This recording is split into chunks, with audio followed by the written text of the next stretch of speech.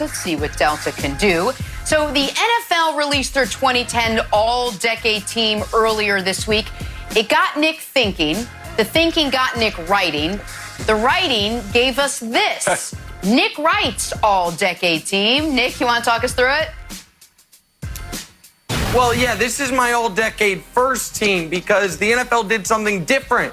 In years past, they had always done a first and second team All-Decade, and it's an important distinction because being first team All-Decade was almost a golden ticket to a gold jacket. Over 95% of first team All-Decade guys became Hall of Famers. This year, they combined the two teams. So I looked at the NFL's All-Decade team, and I decided, what would the first team have been? Some of these, we don't need to go through the offensive linemen. Obviously, Brady, obviously, Peterson. But Shady McCoy beats out Lynch and Gore for the other running back spot. Over 10,000 yards, the most touchdowns in the decade. Gronk's obvious. Julio and AB beat out Larry Fitzgerald and Calvin Johnson. Antonio Brown, we might not like him, but he had the most touchdowns of any receiver this decade by far. Julio had the most yards. Those are the right answers. Defense, it gets a lot more complicated. Look at the D-line. J.J. Watt's a no-brainer for first team. Cam Jordan, Calais Campbell, we had them both on the show this week. They both have 5 Pro Bowls. They both have 3 All-Pros. They're both at 80-plus sacks. I went with Cam, but that's kind of a coin flip.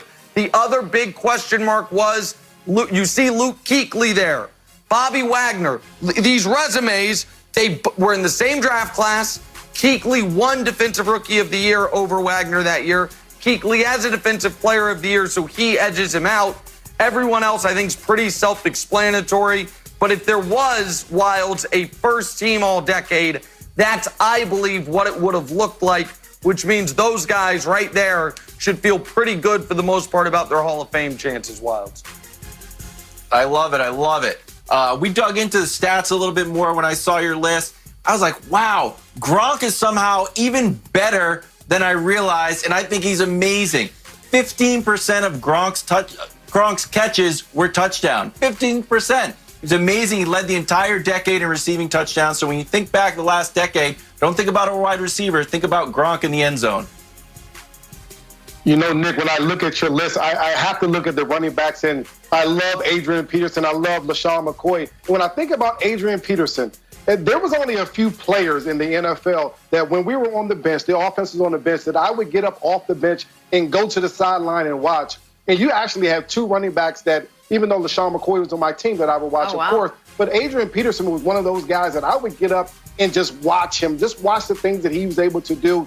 And when I think about his style, I say he has a punishing style, he has breakaway speed, and we really haven't seen that type of ability since probably Walter Payton. And when you watch Adrian Peterson throughout the year, that style hasn't changed. I watched him a little bit last year, and of course, he probably can't do all the things he used to be able to do early on in this decade, but he still had that punishing style and breakaway speed. And of course, I got to give some props to my boy, LaShawn McCoy. Over 10,000 rushing yards this decade, over 13,000 yards from scrimmage this decade. Impressive resume. I'm glad that he was able to get a Super Bowl with the Kansas City Chiefs. I love LaShawn McCoy, and I love Adrian Peterson as well. All right, Brian, good stuff. We are now going to give you some stories to start your morning. So Tom Brady was on the Howard Stern show a little bit earlier this morning. TB12, among other things, said, "I never had a backup plan. I always just envisioned what would happen. And in a lot of ways, it ended up happening." Nick, you buying this? Oh, I'm buying it. And I absolutely love this quote from Tom Brady. And for young people watching that have a goal in mind, and it is a very lofty goal, I think this is the only way you have any chance of achieving it. I think that if you are trying for ultimate true greatness in any field, you have to already know the end of the story. You have to already know you are getting there, just figuring out the path along the way. So I think Wilds people maybe expected me to take a shot at Brady. Now, in the interview, he admitted smoking weed in high school. He dropped a lot of F-bombs. There are some things that I feel like we can criticize him for. But this quote in particular, Wilds, I love.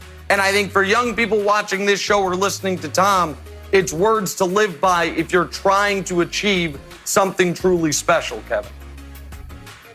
I mean, what a day today is, huh, Brian and Jenna? Nick comes on and says how much he loves Tom Brady. Hey, you know what? Right back at you, buddy. You know what my kid's favorite player is? Patrick Mahomes. And when we're out there, they throw the ball to me, they say, Mahomes, and I've never said it on air, but now if we're being honest, you love Brady. My kids, I have to pretend to be Travis Kelce outside. We also love Mahomes in the Wilds family, so it's a good day for everybody, Brian. You know, Nick, and I heard what you said. I absolutely disagree. To me, this is the worst quote that you can ever tell any kid to never have a backup plan. Well, what do you mean not to have a backup plan? I want my kids to have a backup plan in case something happens. Because here's the deal. If I didn't have a backup plan, then I wouldn't have went to Villanova. I probably would have went to a prep school, things like that. And sometimes in sports, in general, and really in life, if your first plan doesn't work, then you need to have a backup plan. You have to have something that you can do after that first thing doesn't work in case it doesn't work. And so to me, this is terrible advice for all children across the nation. If you're a child, if you're an adult, have a backup plan just in case your number one plan does not work. I wanted, Nick, before you respond, because I see your mouth is agape. Tom Brady just came out and said one other thing I want to ask you about. He said, I never cared about legacy. Do you buy that, Nick? That he never cared about it, no. That at this point, he's not concerned with it, yes, because he's already the greatest player and certainly the greatest quarterback ever. This, to me, reeks a bit of rich people saying money's not that important. Well, what about when you were broke? What about when you didn't have it? Like that. And so for Tom Brady, who's got the greatest legacy of anyone in the history of the sport, one could argue, now he's not focused on it. And I do believe Brady was not worried about, quote, tarnishing, unquote, his legacy by going to Tampa. That's a media creation anyway. You should never be able to tarnish your legacy by continuing to play. So I do buy Wilds. It's not his focus now. I don't buy it's something he never cared about. No, I'm sure he cared about it. Like, once you lose 2 Super Bowls, you don't want to get in that LeBron part where it's like, wow, I've lost more than I've won. You know, I think that's very dangerous legacy-wise. Sorry, we're in a good spot, but then I felt like you took a turn, so I had to take a turn. I don't know. I'm sorry. I think No. We did it. We leveled the playing field, Wilds. Go ahead, Bryce. Sorry. I think athletes are always concerned with their legacy. And you may not be thinking it when you're working out in the offseason. You may not think about it towards the end of your career. But I think you're always concerned about the legacy that you leave. You go out there and you want to participate. You want to play at a high level, not just for the accolades, not just to win games, but to be able to say, and I think in Tom Brady's case, to be able to say, I was one of the best ever, or I am the best ever. And I think Tom Brady probably wasn't being 100% truthful if you say he wasn't concerned with his legacy at any point during his career. That's true. All right, we got a couple other stories want to fly through this morning. Kevin Garnett is not interested in getting his Timberwolves jersey retired. He said, quote, I don't do business with snakes. Shots fired. This referencing Garnett's beef with Minnesota owner Glenn Taylor. Nick, does this surprise you? Doesn't surprise me. It makes me a little sad. It makes me a little sad for KG. It makes me a little sad for the great people of the, Minneapolis and the greater Minneapolis area. He's the best player in the history of their franchise. He's the most important player in the history of their franchise. And I understand why KG feels that Glenn Taylor went back on his word when Flip Saunders passed away, that KG was going to be brought into the front office, maybe in some ownership capacity.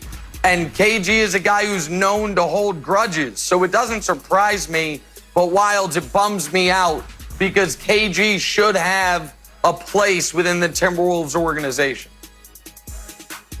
I totally agree. I think this is an unmitigated disaster for Glenn Taylor. Whatever you have to do to break bread with KG, sit down and iron this out. This cannot be the way Minnesota moves forward. He played 14 years there. He played 6 years with the Celtics. As a Celtic fan, I'm like, great, KG's here. But But like, I would love if the Minnesota fans could feel the same way about KG and make it official as Boston fans do, Brian. You know, one of the things as an athlete, you're always saying that there's no loyalty in sports.